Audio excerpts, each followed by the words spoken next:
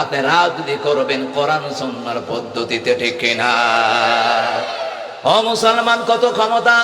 আমার এই কথাটা, আমার এই বিষয়টা বলার কারণ হলো, দুনিয়ার জমিনে তোমরা অবৈধভাবে ক্ষমতা গ্রহণ করো না, তোমরা হালাল ভাবে তোমরা ক্ষমতা গ্রহণ করো। তোমরা কোরআন দিয়ে পরিবার চালাও, রাষ্ট্র চালাও, সমাজ চালাও, বাধা নাই। ও মুসলমান ইমানদারেরা, ক্ষমতা দেখাইয়া মানুষ মারলো, আলেম মারলো, বাংলার জনগণ জানে। ইতিহাসগুলি জেনে রাখার দরকার, জেনে রাখার দরকার। আলেমদেরকে আয়না করে নেওয়া হলো, অনেক আলেমদেরকে মারাও হলো।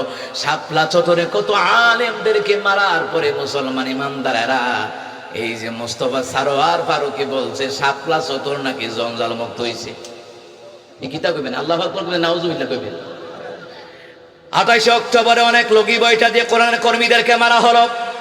ও মুসলমান ইমানদাররা, পিলখানার হত্যাকাণ্ড ঘটানো হলো। ছাত্র আন্দোলনে অসংখ্য ছাত্র